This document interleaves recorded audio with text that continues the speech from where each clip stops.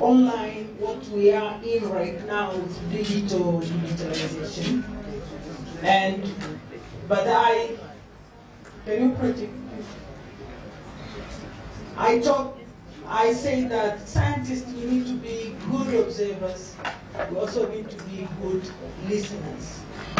And with artificial intelligence, it is now possible that everyone can get his own assistant, as long as you know what you want.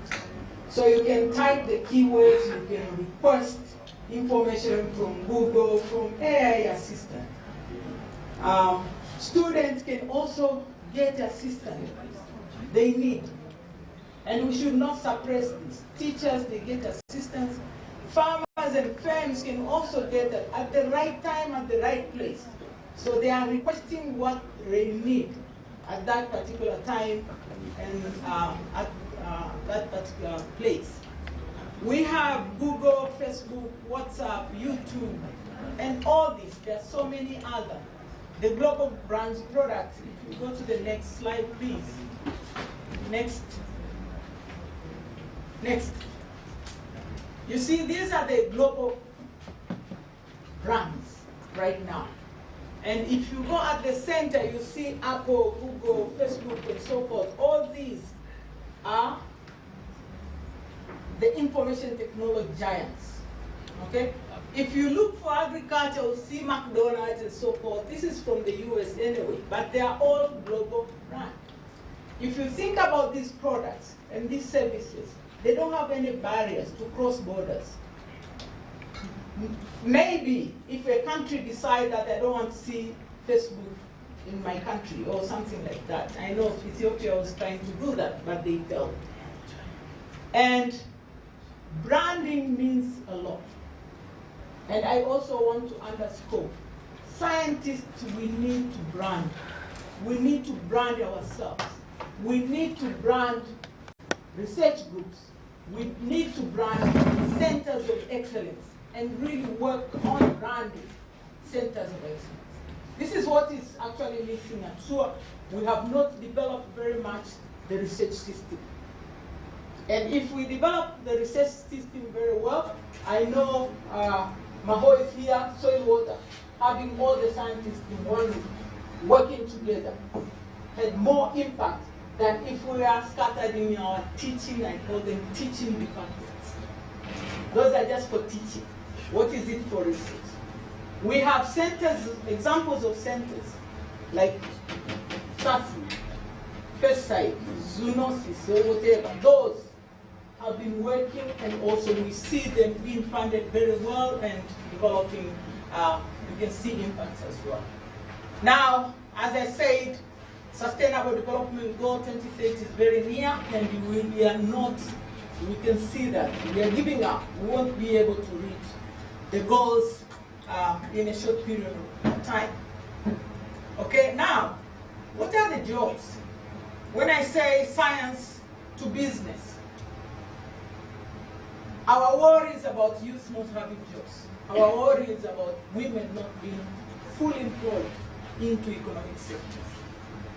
Do we need science in order to create jobs? Definitely yes. We could see how agriculture was transformed into manufacturing, to services,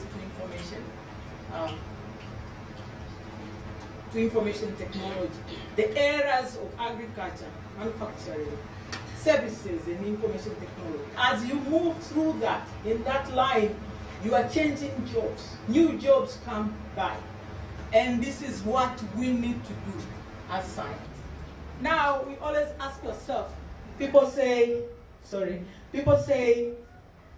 I'm doing basic research, I'm doing applied research, I'm doing some action research. I've been calling myself action researcher for the past 11 years. And what I do is look at science, look at what are they recommending, and try to take the recommendations and apply them in terms of economic development. Okay? So I may skip all your diagrams and so forth, but then recommendations are what I'm taking. If I have to refer back into what you have done and what is the science behind that. I may not understand it myself as a practitioner, but you are my scientist, so I can come back to you and say, I don't understand this, you can help. And this is why I keep on saying that research teams helps. Meaning are in people. When I say action research, people refer to it as applied research. But for me, action research, a researcher is a subject. And it is very difficult if you are doing action research to write, because you are a subject. So someone else has to come, study, and write if you want to remain as an action researcher. What I know, action researcher is part and parcel of the research, whatever other people say, but for the past 11 years, I've been part of the research. I've been the subject of the research. Now, when you come back to this, it means that the role of scientists is to take us through that, collect data, do kind of analysis, generate information, generate the knowledge you create, but handhold the practitioner to use the science that you have developed. And this is where we are missing, going into wisdom. And I'll say the impact of science in Africa is because most of the researchers feel that they have to do data, information, and knowledge. That's it. And then someone else will pick it up. I have been in a forum saying that it is luxurious for an African scientist to end after knowledge generation, because the practitioners are not capable of taking up that knowledge unless you handhold them. You should know that science can be applied wisely for impact, or sometimes it can be applied not wisely. So the wisdom, you are the one to also watch for it and make sure it is applied. Now, I'll share this case of Sugeko. I'm really glad that I got this permission to come and address you, because it's like I've been looking forward to address SUA for so long, and I thought maybe if I become a professor, I'll do professorial lecture. And this professorship is not coming. Okay? So it means I won't be given. So I thought, should I say maybe senior lecturer, whatever, lecturer, or just a researcher or whatever. But thank you very much for inviting me. It's a honor. Okay, so let us see what the case of Sugeko. I started Sugeko with Danida funding. It wasn't Sugeko. I did 2 projects of research. But the project was about development of enterprise for drying fruits and vegetables. Very humble beginning. But later on, I realized that there is a need to look at the human resource in agriculture. And human resource means youth and women. So the second phase of that project, I said, let us grow innovative entrepreneurs. We call them innovative, knowledge-intensive entrepreneurs. And that means the graduate of SUA. I started that way. And then we proposed Sugeko as an organization. It was almost like a dream. When I went to the department and I said Sugeko, people started asking, why not association? Why not this? And I said, no, I think I dreamt about Sugeko. So let us start Sugeko. And that's where we started. And the second phase of the NINA project, we had, first of all, postdoc student, that was Daniel Metabula. We worked together very closely with students. It became almost like a cult. We were meeting Sunday, Saturdays, and all the holidays. When people say this is public holiday, we meet, we discuss. There were about 40 students from different departments. They enrolled, they selected themselves in because we were advertised. And as we were working on this, we found out that youth have a lot of things that they are doing because of economic hardship. There are some who even cried when we were doing a program and came out and said, you know, I was in a ring of computer safety. from various universities. They'll bring it to SUA, we take it to University of Dar es Salaam, Zumbe, and so forth. To that extent. And we say, you know what? You can start an enterprise. You can do something in agriculture. And some of them managed. They had money to invest, but they were investing it wrongly because they didn't know the best way to invest. So the model was a business model, and we came up with vision and mission to create future generation of successful business persons, and then the mission: prepare, enable, and support them. Create enabling environment for them. Next. I'll go quick. This is the business model. It is a flagship. It's something that we always ask yourself whenever you want to do an activity. SOGECO will ask you, where do you fit in the business model?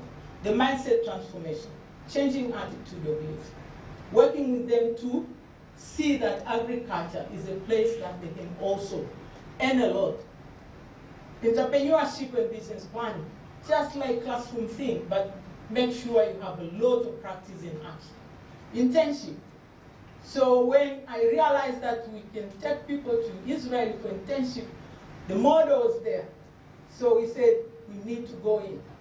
And I asked the university, they supported us, and we started the internship in Israel. Then business incubator, and then mentorship and coaching. If someone starts a business, you can virtually support that person if it's a member of SOGECO. We started with 40 members. Right now we have 2,000 plus members. And we had partnership with many organizations that they were not funding the university, but they funded us as semi-private people who may not be interfered politically or by the government. And some of them, of course, you know, FAO supported us, UNCTAD supported us, ITC, all these are UN organizations. And then we have US APF. Actually, I'm a chairperson for the board of SOGECO. My assistant is Mishiri, Professor Mishiri. And when they realized that we are public staff, we had to sign that we won't interfere with the operations of the project for us to get the money. You know? So you can understand that this is something that is on the side of is an autonomous, but the impact that we have at the university is high, and some of these donors will not fund the university anyway. So it was something that we think the university will be happy with. We have worked with the government ministries, the PM offices, by trusting that we can do what they want us to do. Religious organizations as well as various embassies. Action approach, learning by doing, experiential learning, and research-based intervention are the key things that we do. And all these require a lot of flexibility. You cannot be rigid. It has to be, you wake up in the morning, you find that there is something that needs to be changed, you just find it, and then you take action. So when you are in a really rigid situation, it's very difficult to translate science into business. Yeah. Now, SOGECO developmental impact. We have done a lot of activities. I'll mention a few of them. The training.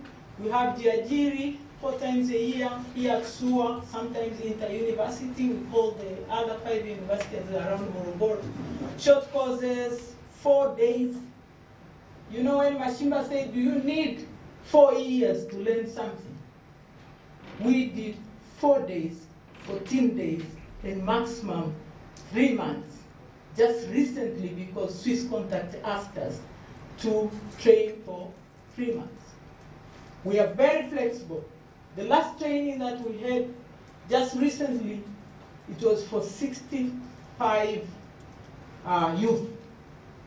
More than half, they were young girls. 14 of those, they will come to class with their babies.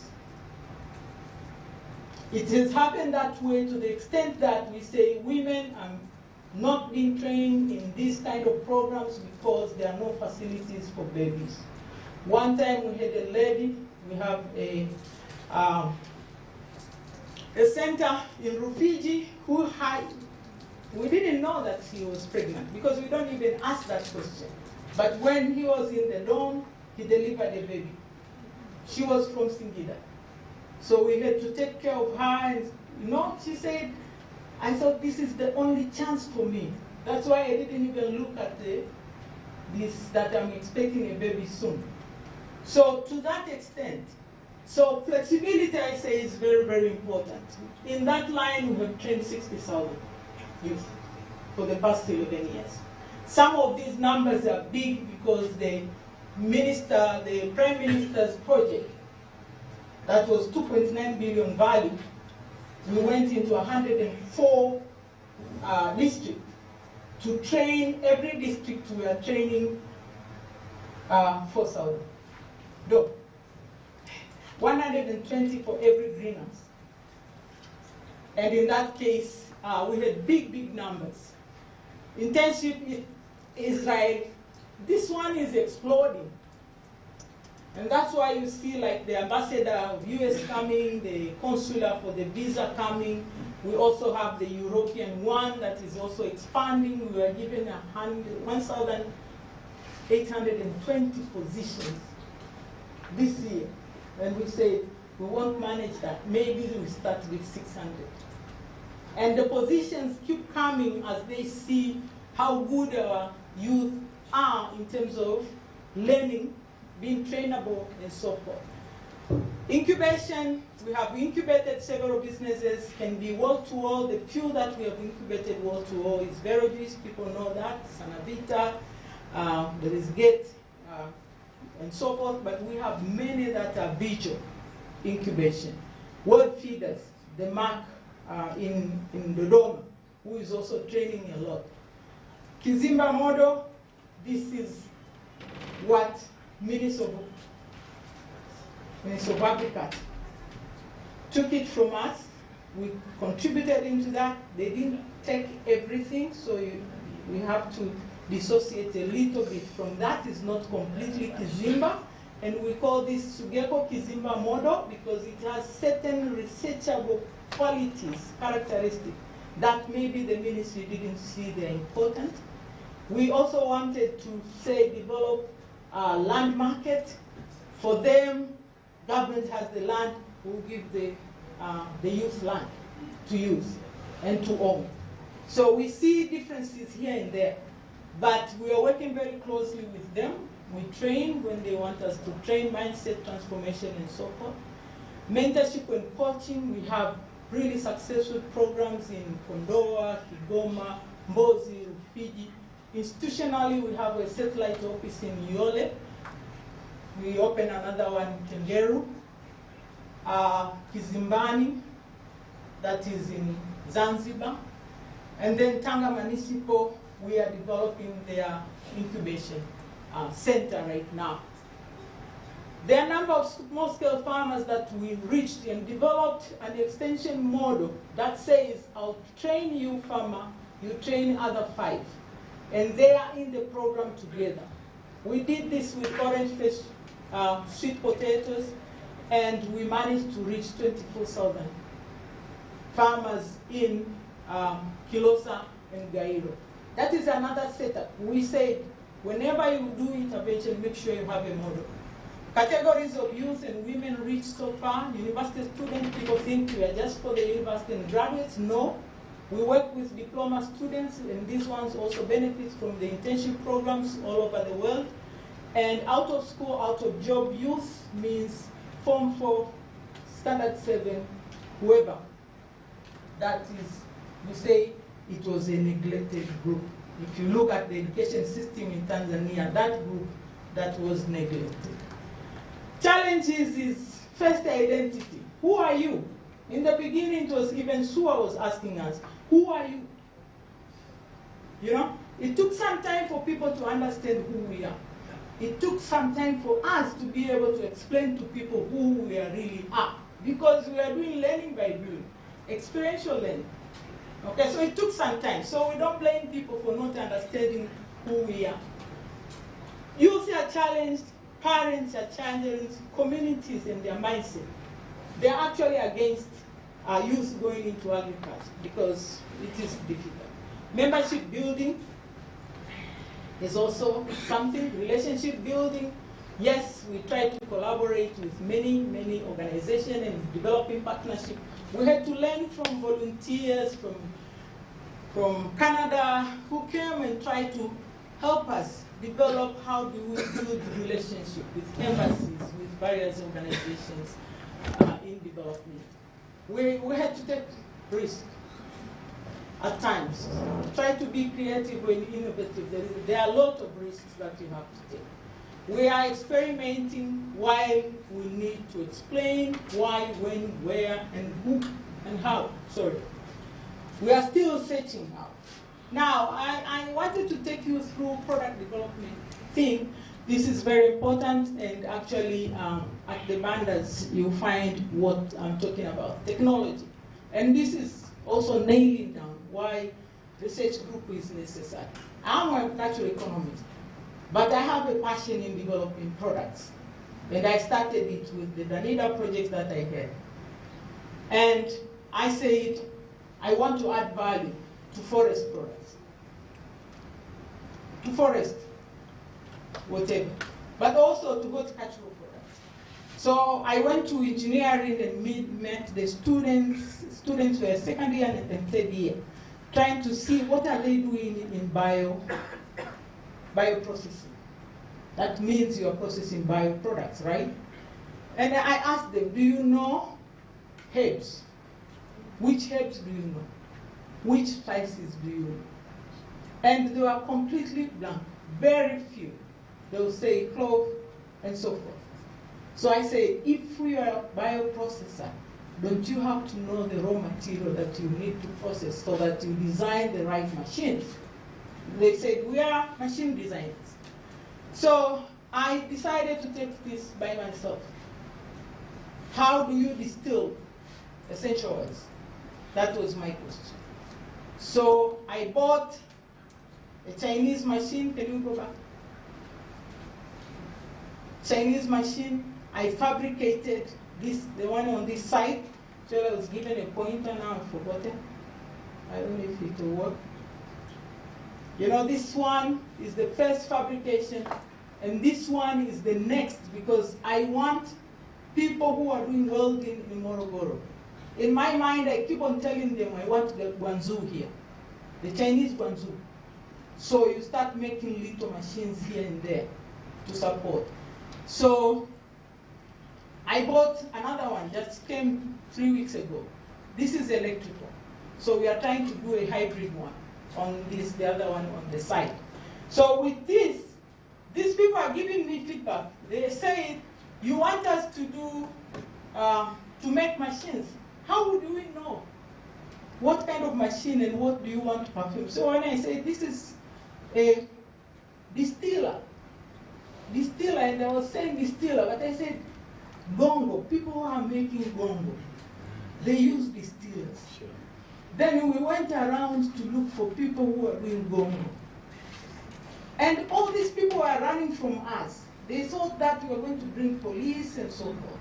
One time I said, you just come on my farm. We'll do this and so forth. And they said, you need to be at the river, where there is a lot of water and so forth. So I thought maybe this won't be appropriate. Next. These are the plants we need. So when I imported the machine, I started looking for these plants. They were nowhere. And you need a lot of plants to get just few mils of the machine. When I look at those who are processing this in South Africa, 1 liter is 1.8 million. And we import a lot of this. Okay? So I said, there is a business here. Why? We have to use the science to be able to do this business. This is eucalyptus, the other one is lavender. Okay, so I started growing this on my farm. And then look for processing. Let's go. These are just pictures now. Those are the products that we're processing. I'm now looking at the market. I have to follow the regulation, the TBS, and so forth. Next. It's my organic farm. But you see the bananas, but below it there are lavender and rosemary grown as herbs. Next. These are students. They visited me last Saturday. I always have this Saturday visit by students. This time there were about 35. The other time they used to come like 14, and they come from different degree programs. The tourism student, I tell them, we can do ecotourism. Let us plant, process, and tell people to come and see. I have fish, chicken, all these organic things, and people can come and see. I have a place that is called Garden of Eden for Anatemu. There are all different trees there. So I tell them, I say, we can have ecotourism here.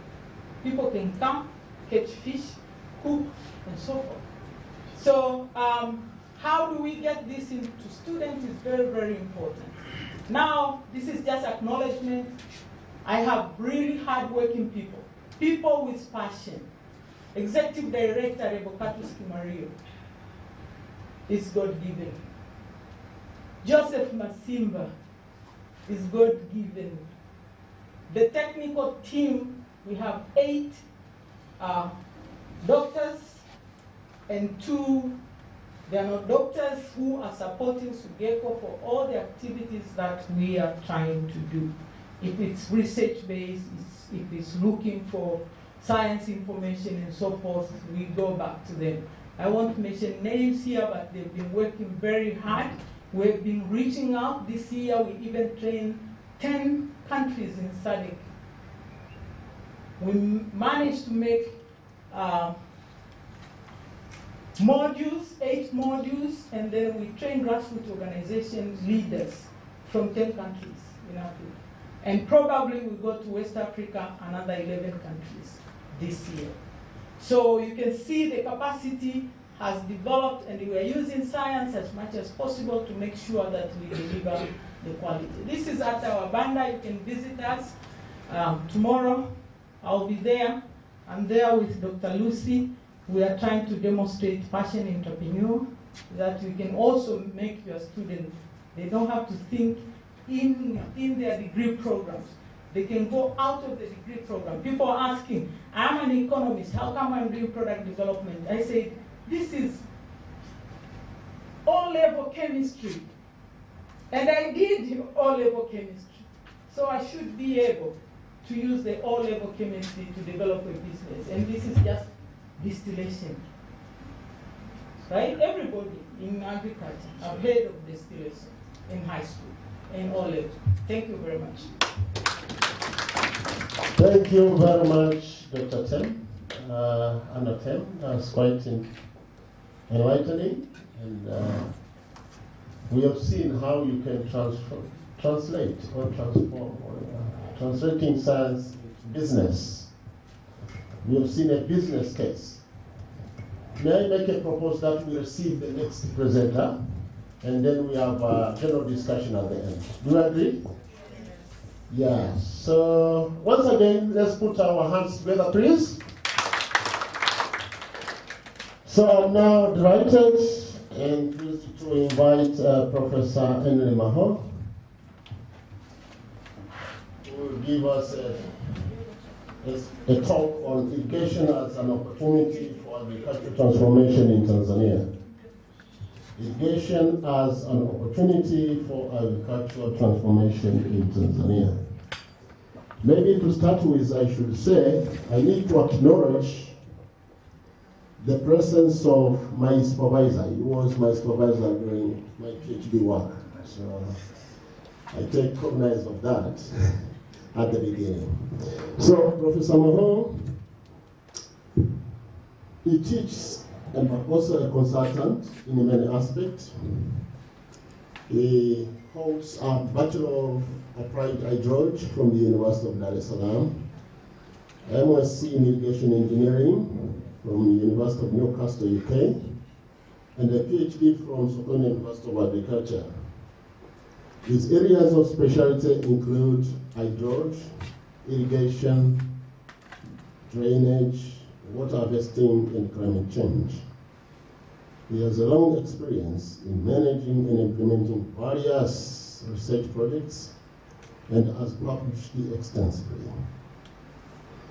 Professor Mao has served in various national boards and is currently the chairman of the National Irrigation Commission in the Ministry of Agriculture. So in front of you, I present to you Professor Mao. And Professor Mao, the floor is yours. You're welcome. Yeah, thank you very much. I have some good voice, but anyway, because facilities are available, I'll make use of it. Next. Maybe just to add, my work career started with the Ministry of Agriculture. I joined the irrigation department sometimes back in 1977, worked for 7 years in the field, and then joined SOKOINE sometimes. I started at SOKOINE as a part-time lecturer in 1981 or something like that, and then fully joined SUA in 1994, and then it was still College of Agriculture, but later full-fledged SOKOINE University. Next, please. I'll take you through very brief about the agriculture in Tanzania. As I said, I have passion for irrigation. So why irrigation? But then with irrigation, we talk of the concept of water productivity. Water productivity. And then the technologies that can enhance water productivity. I'll zero in with the SRI, System of Rice Intensification. I'll take you through the benefits. And then, having done that, having shown the potential, I'll now move into the market opportunities within the region and, of course, government intervention.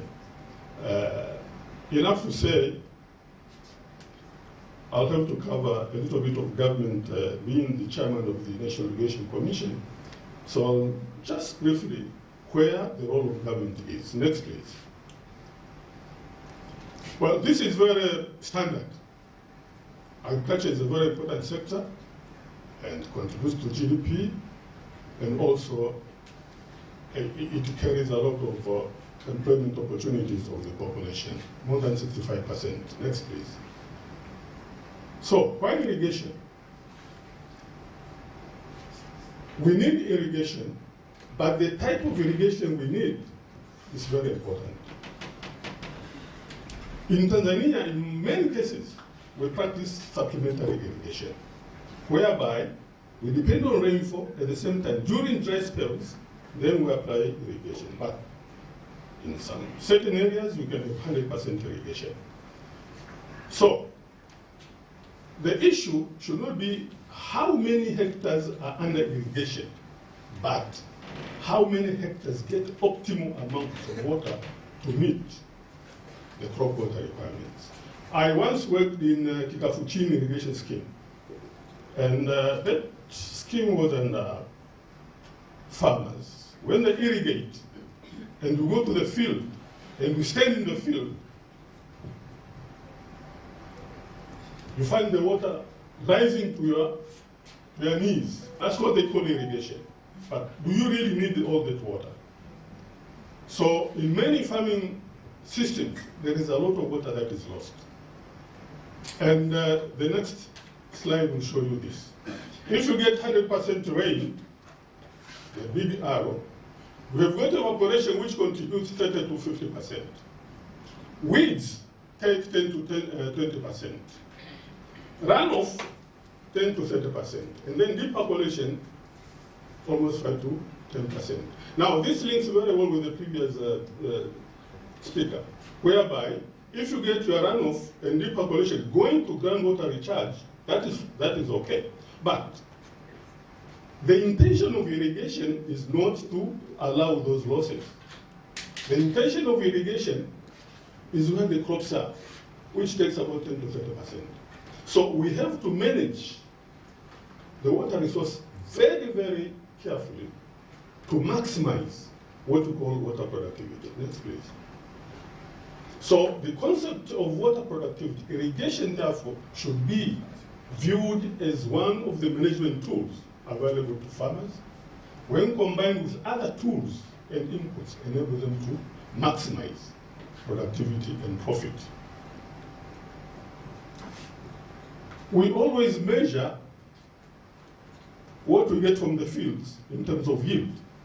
Now, if you have got 1,000 hectares, or let's say 10 hectares, or even 1 hectare, and then you get 2-3 bags of maize, or 2-3 bags of rice, that is not good productivity, whether from the water point of view or from the land point of view. So we have to maximize. If it is land, we have to maximize. If it is water, we have to maximize. How much water do we use to produce 1 kilogram of rice? This is the issue that, or how many dollars do we get out of 1 cubic meter of water? So generally, there is evidence of a problem of lack of common understanding and practice of the concept of productivity of water among stakeholders in Tanzania. As a result, it is common practice to evaluate irrigation in terms of yield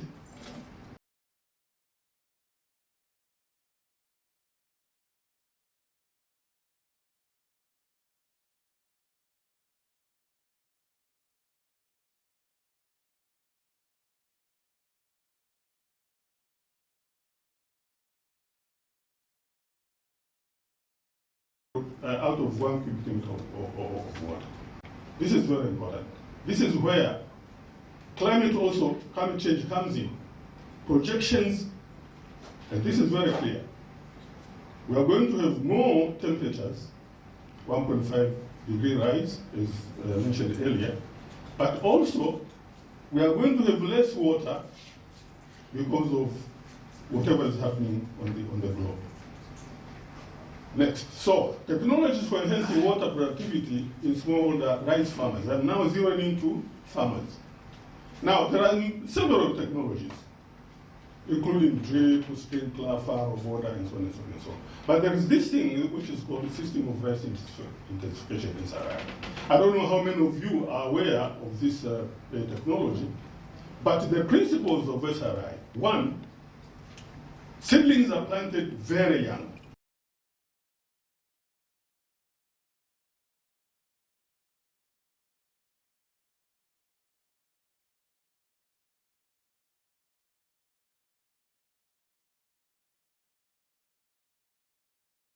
So transplanting is done using a single seedling. And then the use of fertilizers, you have a choice. The farmer has a choice, either organic or chemical, if he can, he can afford the chemical fertilizers. And then number 5 is the alternate wetting and drying. This is the game changer.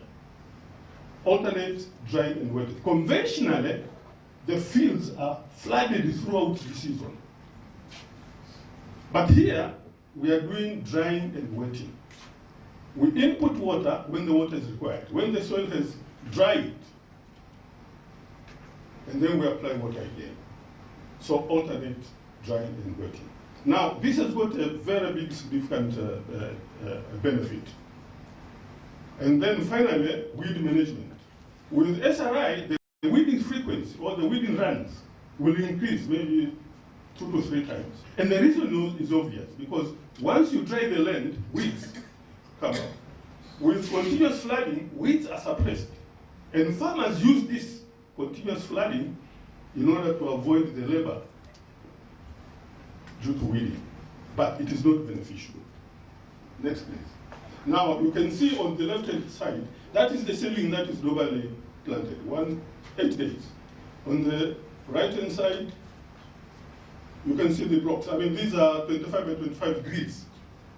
So a single seedling is put into those grids. Right? Okay, next. 30 days after transplanting, on the left, those are the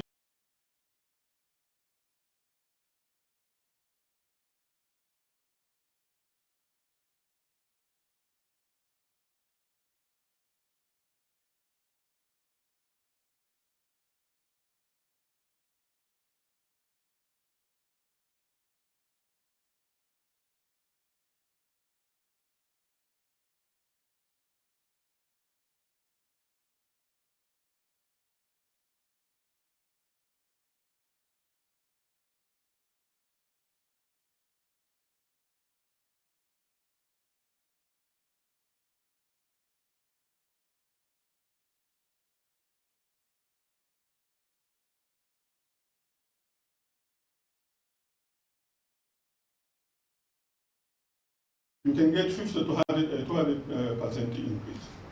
You can move from 5 tons per hectare to 10 tons per hectare or even more with SRI. Now, since SRI fields are not kept continuously flooded, water requirements are reduced generally from 25 to 50%. Now, the moment you reduce water use in the field, I mean, this water can be available for other farmers. You don't have to fight. They don't have to fight for the water. Currently, people are fighting for the water to retain, to stay in the fields, which is unnecessary, right? And then, of course, cost of production are usually reduced, usually by 10 to 20%, although this percentage varies according to the input of the farmer. Next, please. Now, this is work which we did in Mkindo. The figures are not very visible, but let me come closer here. This is a 25 by 25, and this figure is 9.9 tons per hectare. This is a non-SRI, which is almost 5% in terms of yield, tons per hectare. So you can move from 5 tons to 10 tons without a problem. Now the question is, once you have this, imagine all the farmers produce 10 tons. What happens next? So other benefits include SRI does not require purchase of new seeds. You can use your previous seeds. And then the minimum capital costs make SRI methods more accessible to poor farmers. And next, please. So I asked that question. We have produced so much, 10 tons per hectare. Imagine all the small farmers producing 10 tons per hectare. Where's the market? Now, we need to explore the market beyond our borders. But when Tanzania is compared with other countries, say Kenya and Egypt, you find that our production per unit rate is very low. Go to the next one. You can see for Tanzania, we have 29.4 million hectares. Area and aggregation is 0.59, but the productivity tons per hectare is 2.5. When Egypt is 9.5 and Kenya is 5.2. So we are generally low compared to other, but we have a capacity of producing 10 tons per hectare, mind you. Next, please. So how about the market that is available in the region? If we combine East Africa and DRC, we have more than 200 million people to feed. Can Tanzania become a breadbasket for these countries, given the potential that we have? Next. Next, please. So, this is the population, about 200 million. Next. Now, what is our share? Now, rice production peaked in the period 2014 to 2016, and the contribution in the region was 72%. So, if we are able to produce 72% of the regional share, why not go to 100%?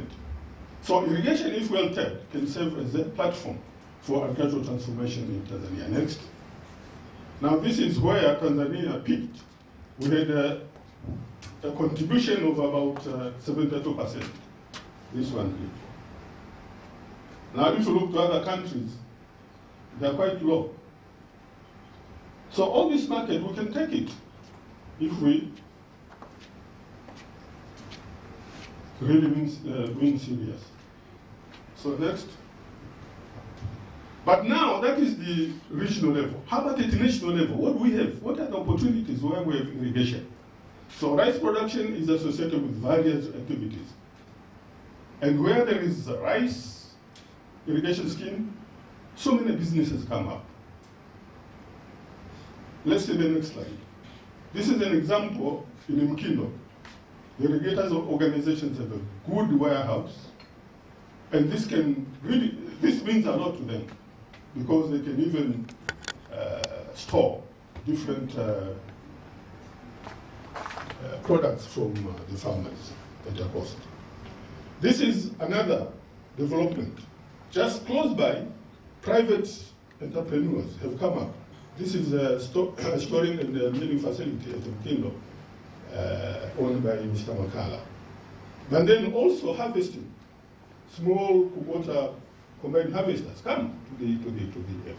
So there are so many linkages. So at regional level, there is an opportunity, but also nationally, there are a lot of opportunities. Now, I've not mentioned about the Mamanchiliers who always come around to make sure that these guys are well fed. I've not mentioned about the small shops and repair shops and all these. Those businesses that come up. So there is a lot of potential, both regionally and internally. Next. So, having all these potentials, what has the government done? So far, there are irrigation ecological zones. So the country has been divided into 8 zones, which are irrigation ecological zones. And next, we'll see the 8 zones. We have, for example, Dodoma, which is Dodoma itself, Singida and Manyara, down to number 8, Katavi, which has Kigoma, Katavi, and Rukwa. Now, all the activities within these zones are being carried out with support from the government. Next. So that is the map showing the zones. Next. But also in terms of budget allocation, there has been substantial increase in budget allocation to the irrigation sector. There is an example of 2015 to 2019-20. Next. It's not very visible, but you can take the last figure here. This was 17.28 in terms of billions, right? Next slide. This is the last financial year, and this is the current, that is better.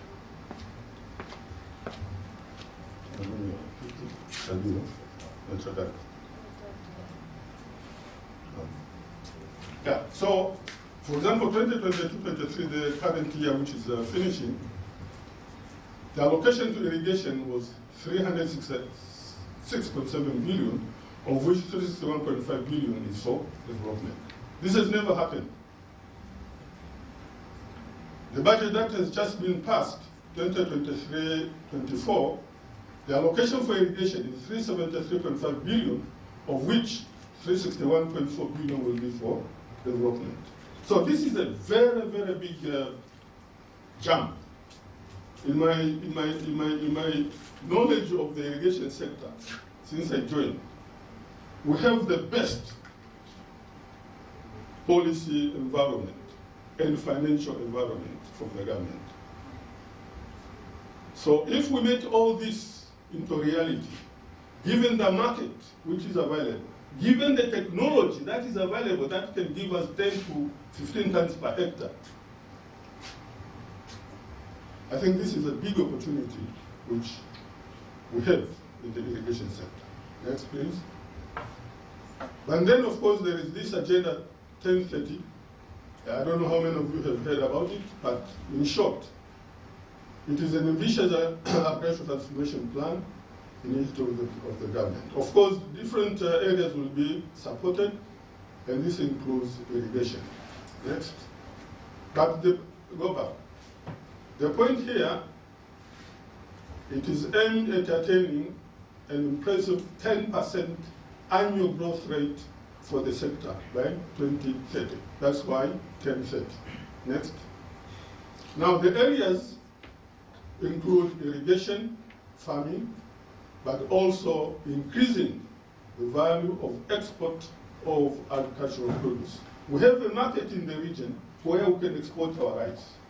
So if this is again taken seriously and implemented properly, I think we can make some very big strides. Next, please. Okay, as usual challenges, irrigation has got low manpower levels. The manning levels are very low. And I give you an example. We conducted a study in 2022, and we had 2,773 schemes located in the country, regions and districts. And we had shortages of 375 in the regions and 2,059 in the district respectively, shortage of manpower. So you can see there is a big deficit. Of course, recently, 322 staff were recruited. But this is not enough. Not enough. So we also have the problem of low skills and experience by local contractors. The current approach in the irrigation sector is we have to have storage structures. And this is very clear, and it anchors well with the previous speaker, whereby we need storage. Now, when it comes to construction, our local contractors, there is a problem. Either technically, or financially, or both. And this is a problem. This is a big challenge. So, in conclusion, we should consider water as an economic resource, economic good, and its use must aim at the highest returns, dollars per cubic meters, whatever unit you want to take. And we are zeroing into SRI, system of reference, that gives high returns in terms of productivity or even land. But SRI should be promoted where there is 100% assurance of water availability. Why? When we apply the water in the field, we make sure all the water is drained until the soil is dry and whatever. If we don't have an assured source of replenishing the water when we want to irrigate, don't try SRI. SRI inafanya vizuri pale maji ya uhakika yapo ya kumwagilia. That's the message. Kama hakuna maji ya kumwagilia, when it is required, don't try SRI. Hiyo itakuwa tu ni rainfall ya kawaida. Unaomba Mungu alete mvua uweze kusurvive. So please, take note of that. And irrigation development is expensive. Construction of dams and whatever, construction of intakes and water supply, canals, irrigation canals is quite expensive. So,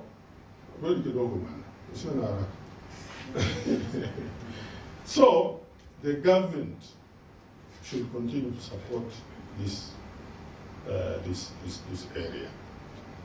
So, recommendations, what am I recommending? SRI must be promoted at national level.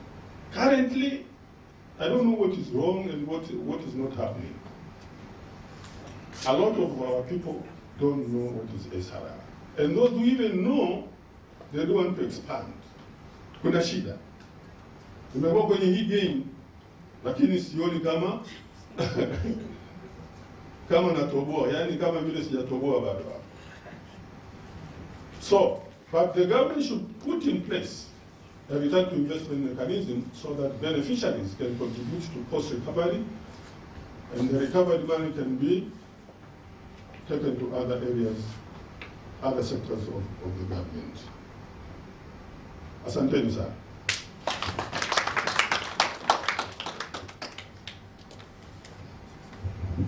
Thank you very much, Professor Maho, for a very enlightening presentation of irrigation. Can we once again put our hands together? Now we have one presentation which was requested by the director of the PRTC. Director General Kalili want to talk something about, in 5 minutes I think, about ethical clearance in for animal research. And we have a representative of DG, So please, if you can take a flow and you take us through what you have prepared for us. Then after you, we can have a Q&A briefly. And I'm sorry, I should apologize that the session is really taking long. But bear with us. It is beyond our control, given the circumstance that you know anyway.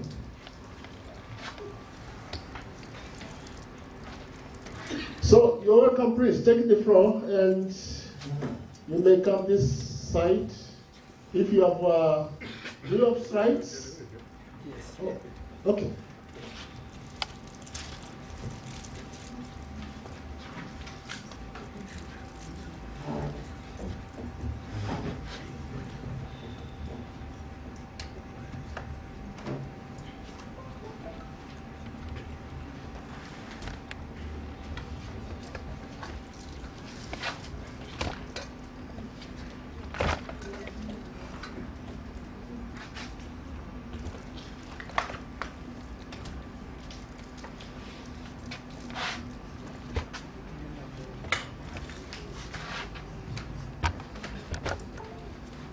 So maybe while they are rolling the presentation, maybe I can make some few announcements, especially for tomorrow. As per the program, we are supposed to start around 8 tomorrow. 8 confirm.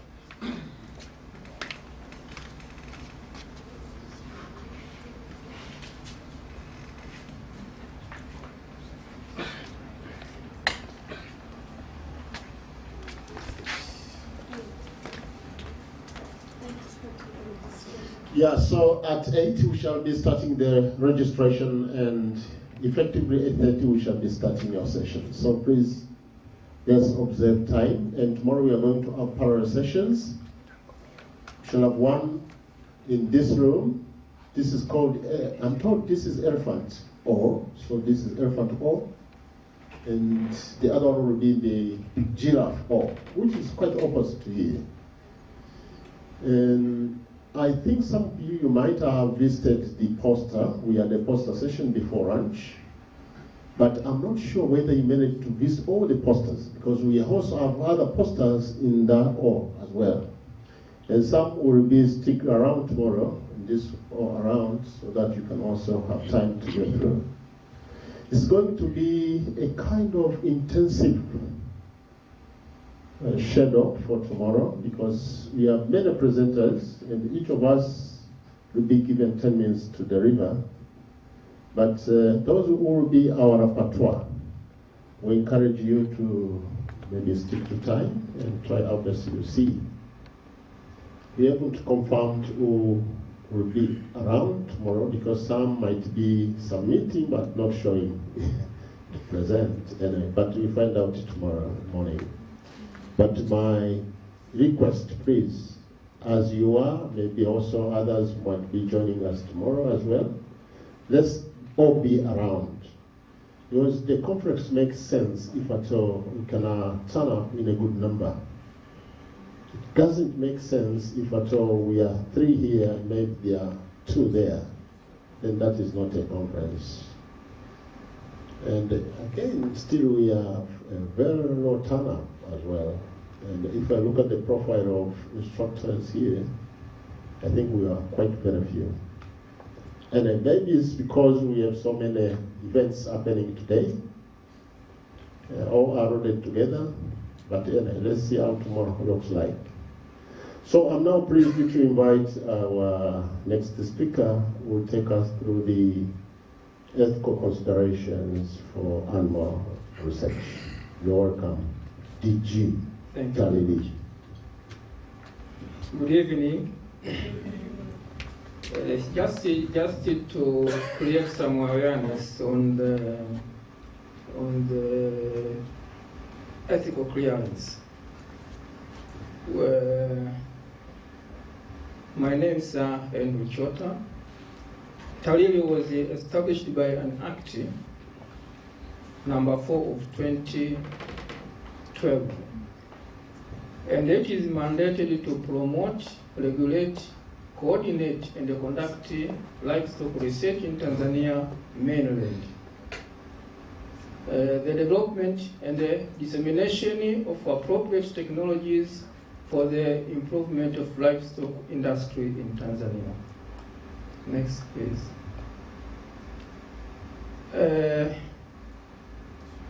As I've said, that just to create awareness on the regulations regarding the ethical clearance, we have been doing research here at SOKOINE, but those regulations were made in 2020, and I have just taken from the law. Any local researcher who wish to conduct research shall develop a proposal in identified priority areas in the national research agenda.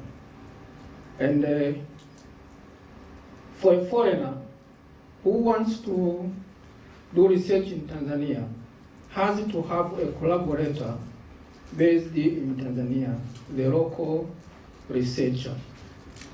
And any person wishing to conduct research shall have obtained a livestock ethical clearance from TALIRI, abiding to the data transfer agreement. Next, please.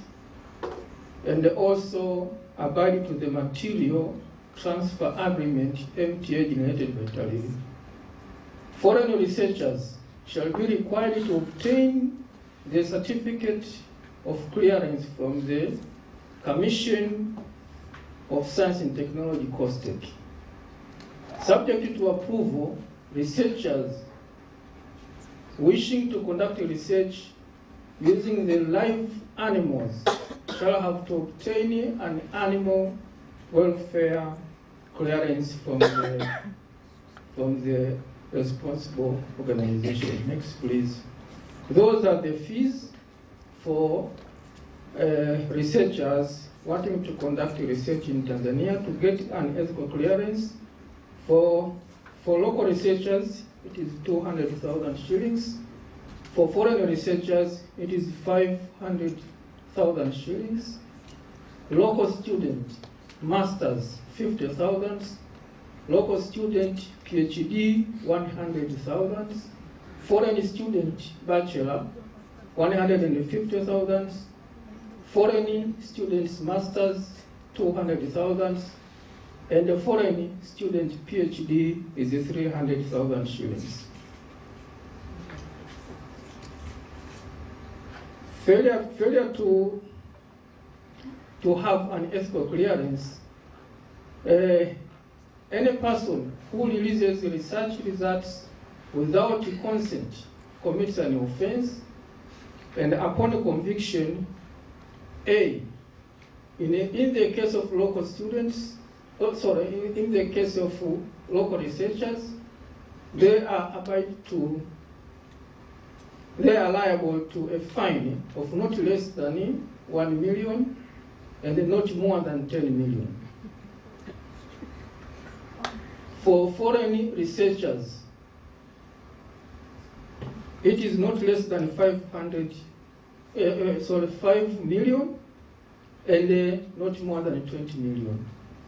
For local students, researchers are liable to fine of not less than 500,000 and not more than 1 million. And in the case for foreign students, the fine is not less than 1 million and not more than 10 million, or imprisonment in all those cases, or both. In the case of foreign students, researchers to fine not less than 1 million and not more than 10 million. Subject to Subregulation 5, any person who releases results in the public, false information, such person shall be required to refute the information and bear the cost for the same. Thank you very much.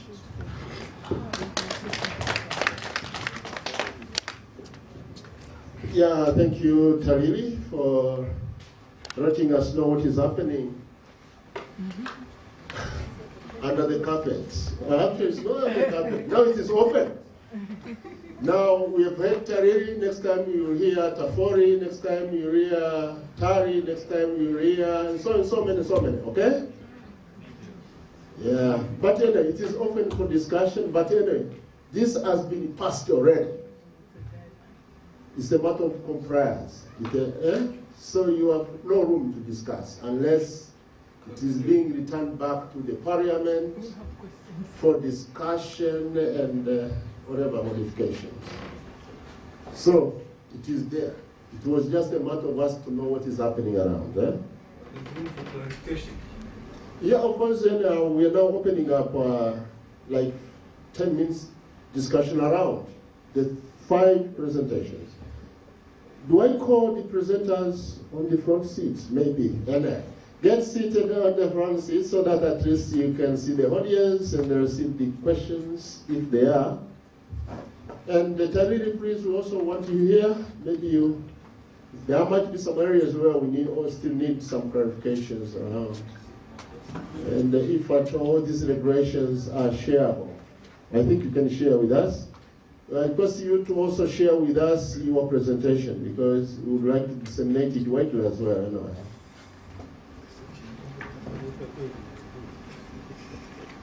Members, now it is open for discussion, and I request you at least to allow like 10, 15 minutes for some discussion, depending on what you have at the back of our mind.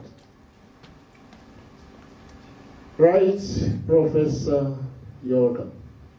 Thank you very much. My question is just about this false information. Who determines the word false information? Thank you. Okay, maybe we take like 3 questions. What's the best way to do? Do we exhaust it one person and then we go to the other one so that the responder there? We go randomly. Okay, fine. Okay, we take 3 questions. If they are all to one person, it's fine. Anyway. Dr. Manley, how come? Thank you, all the presenters. My question goes to Tariri. I think institutions have mandate to issue ethical clearance for some of the researchers, and now it's going like to be every other organization is going to issue ethical clearance for like animals, for plants. We'll have for plants as well. Now, don't you think this is going to really become a challenge in research, because then people are supposed to pay and the delays even in getting the ethical clearance? And then the other question is, you talked about animal studies. I don't know how do you define animal in this context of, because some other researchers are on rodents, some are on insects like with the butterflies. Now, what is the limit for getting ethical clearance from your institution? Thank you. We take the next question.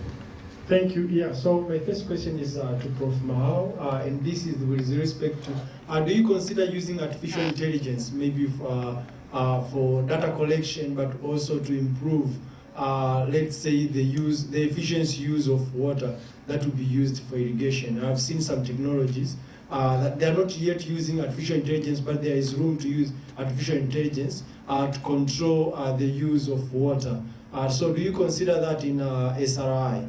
And I have another question for Dr. Anna, and this is with respect to, do you consider inviting investors for the, I've seen like you have given example of 3 incubators from your program, but I know SOKOINE has been around for so long already. But do you consider, investors? I'm coming from impact investors, National Advisory Body for Impact Investment, and there is room especially for agriculture, but also for clean tech and stuff like that, especially when it comes to food security. So do you consider taking on investors? And if so, are you preparing your incubators to be investor ready? Because most of the time these investors, when they come, they find these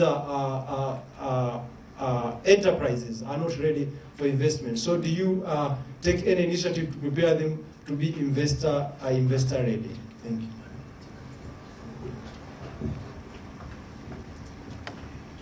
Okay, we had another hand. We take the last hand here before we make another round so that at least we receive the response. At least everyone has got a question now. We can hear from them. So please. Okay, thank you. First of all, I would like to mention, last year I had an opportunity to go for a presentation at the Ben Gurion University in Israel. So I have an opportunity to come across with this intern from Tanzania and the other African countries. And my question goes to Dr. Anna Tem. I would like to know who is normally providing financial support for these young graduates, because they just have graduated and they financially, I think they are not capable to finance their trips to whatever in Israeli, Europe, and the USA. But second, do you have any strategy like for those who, after finishing their internship in their respective regions, being in Israeli, Europe, and the USA, to make sure that once they come back, they can serve as the trainers so that they can train those who are not capable to go in those areas so that they can learn, so that to make sure they have multiplier effect, because the resources they are always limited and not everyone can afford to go in those regions. So what strategy do I have in place on that? Thank you very much for the questions. Now we can receive the response. Maybe we start from this end going there to Dr. Anna. I have got 3 questions. The first one was who determines that false information? It is a mandate of Tariri to review the proposals. So when you ask or you apply for an ethical clearance, we will need a summary of the proposal and the C. So from the where you go, it depends on the kind of the proposal you have submitted. So for anyone who is not who has not requested for the ethical clearance, some informations are quite wrong, and they have been in the public. We had I think one only this year. So it is the mandate of Tariri.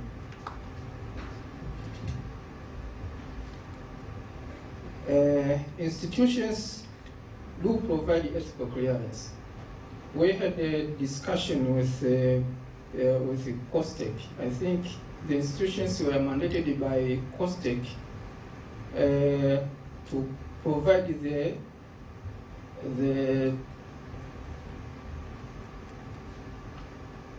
it's not ethical, it is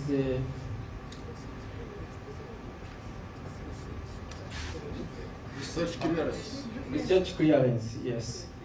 What you are providing is kibali cha maadili, ethical clearance. What is the difference? Sorry? What is the difference from the ethical clearance that... Sorry, can I have the mic? Who is holding the mic? Shirima, unakaa nini? Yeah, I was saying, can you please clarify what is the difference, the research clearance that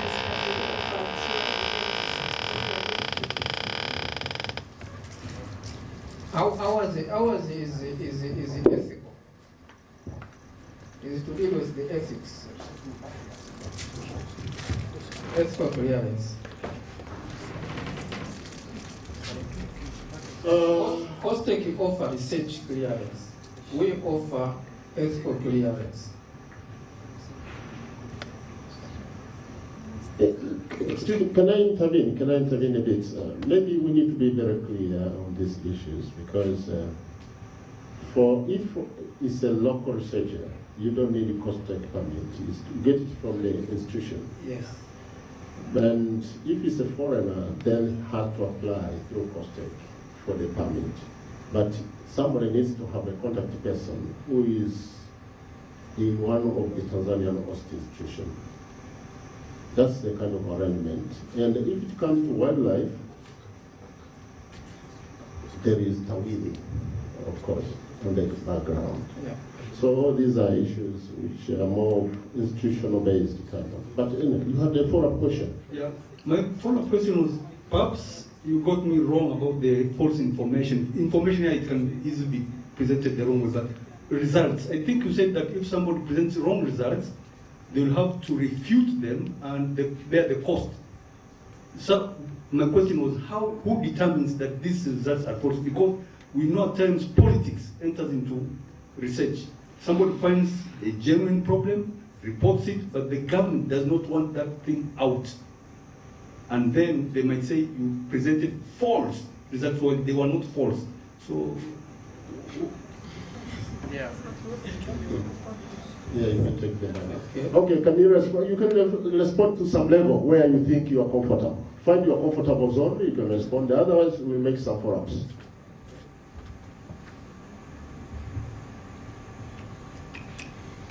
As I said, it is a mandate of Tarili. And it's an information. If I say results, I think. Information. Animal, in this context, means livestock. All those that fall under the livestock sector.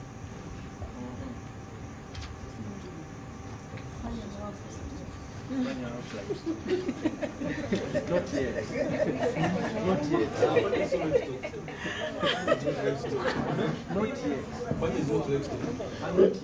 Maybe to help the participants, you can just profile some types of livestock that you are referring to. Maybe cattle or whatever. I don't know. Cattle, goat, sheep, pigs.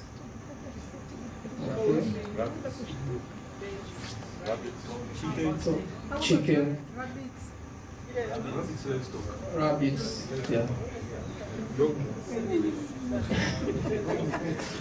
So anyway, my simple, to save time, is that let's get the regulation, go through it. I think the definition, normally they start with definitions, so that you get the context. Okay. Thank you. Thank you very much. Mine was on AI, use of AI in rice production. I think that's where we are going at the end of the day. But currently, of course, we are using UAVs and all this type of thing, automation. We need to be in a situation where if it's an irrigation scheme, you are sitting in the office, you'll be able to monitor the moisture content in the field. While you are sitting there, you get all the information from the field while you are seated there. You want to know how much the fertility level, if the fertility level has gone down, it will tell you, and how much fertilizer you should apply. You see, the current practice of blanket application is wrong, because in a 10-hectare farm, not every spot or everywhere will require the same amount of fertilizer or the same amount of water because of the distribution. So we need that type of automation, management, and AI is the next. Use of robots. You don't have to employ, of course that is too bad.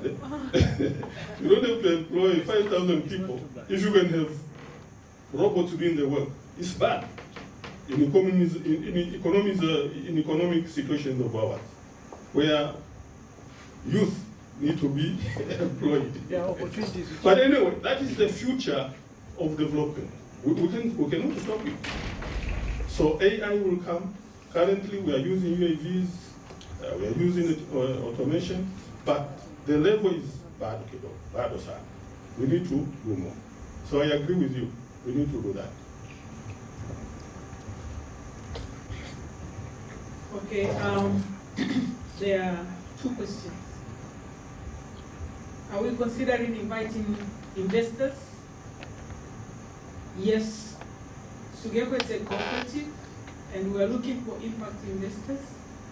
But SOKOINE is an organization experiment. We are guided by the Act, the Cooperative Act of Tanzania. And there are certain things that we cannot do as a cooperative.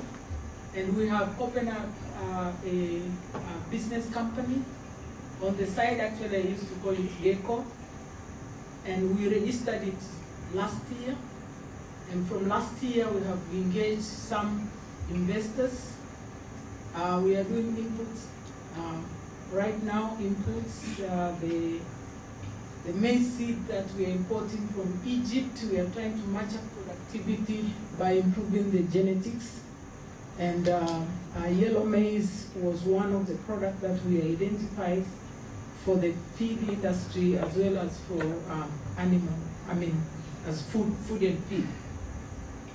SOKOINE is the organization experiment. So we go as we try to experiment and see what things that are happening. We could not put the business company fully into cooperative because some of the partners that we are sorting did not agree to work with the cooperative regulations. So we had to open up a company that runs parallel as a source of income also for SOKOINE. Concerning the internship in Israel, we did the internship for 4 rounds before the government took it over. Our plan was the SOKOINE model that we prepared them to develop business plans before they leave this country. They go to Israel, they work with experts in Israel to develop, to finalize their business plan. When they come back, we connect them to the banks. And this internship is that we run as SOKOINE is highly sustainable. They are supposed to buy their own tickets. And what we said in SOKOINE is we don't want to run a program that will only take those who are able to pay, those who have money. So we jumped into the bank and tried to convince the bank to give them loans.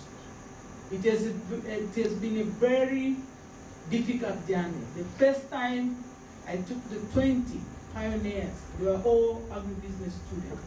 I had to get a loan from Uganda. Travel agent in Uganda paid for the tickets.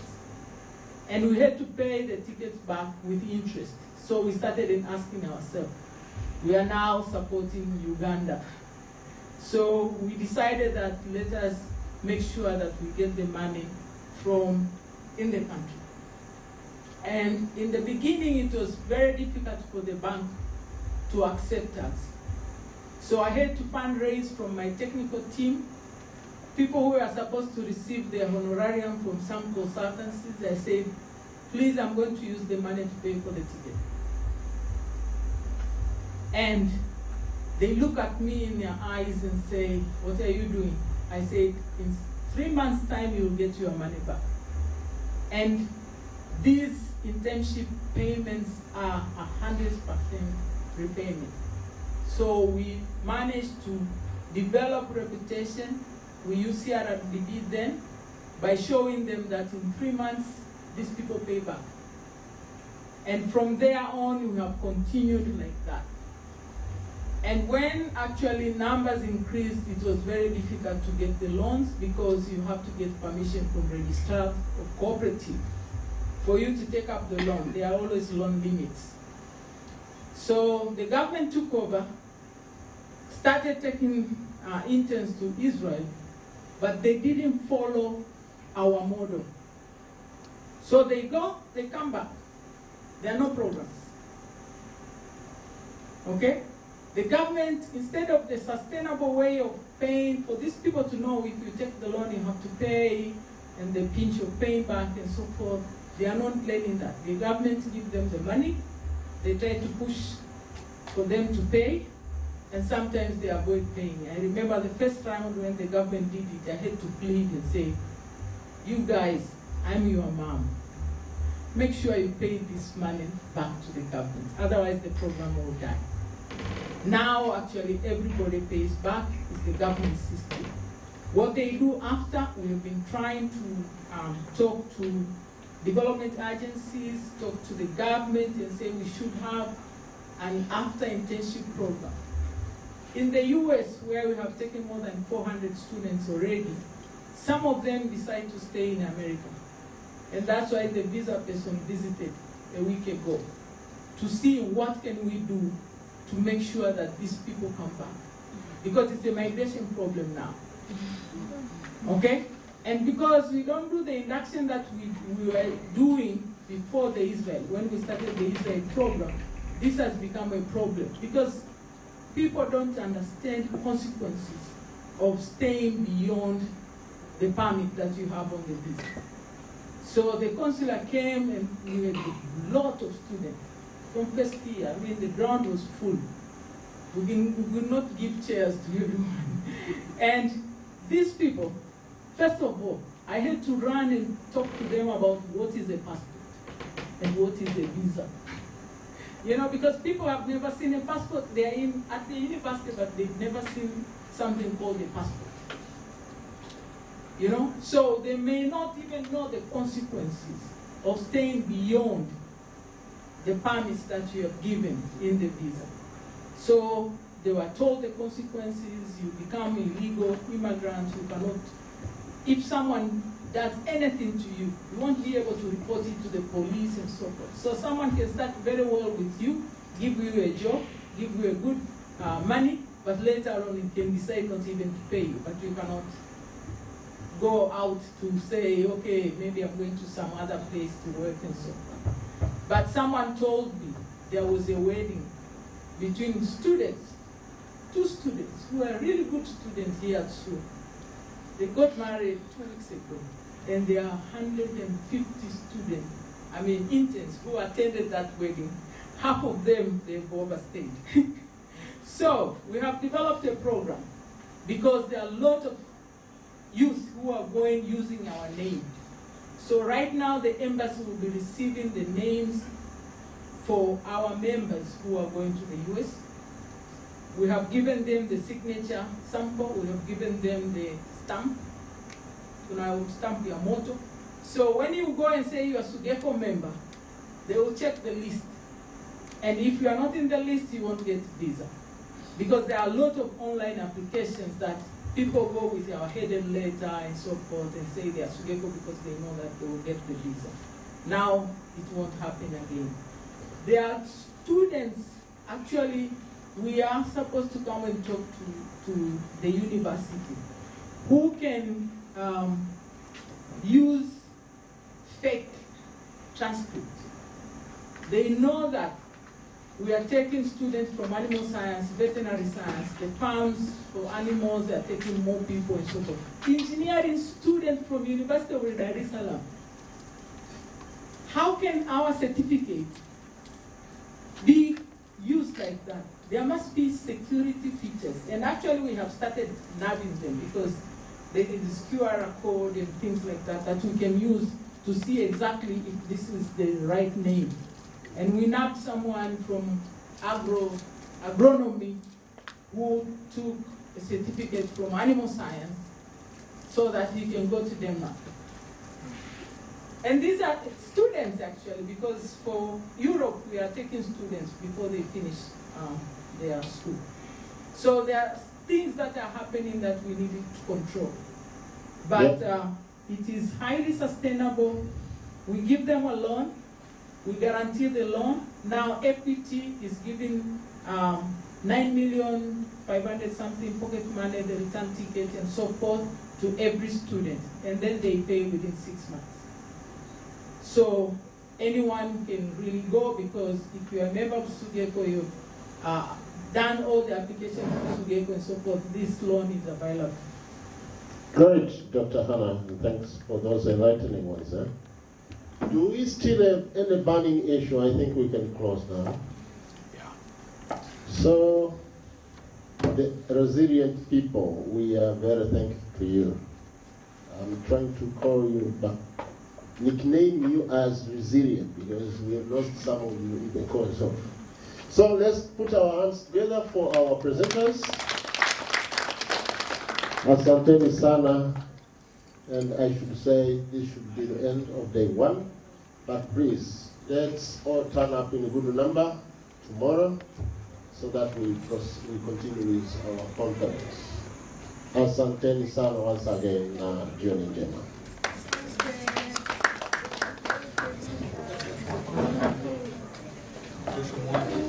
Karibuni kwenye banda la Women Academy. Sio leo, kesho. Ukipata break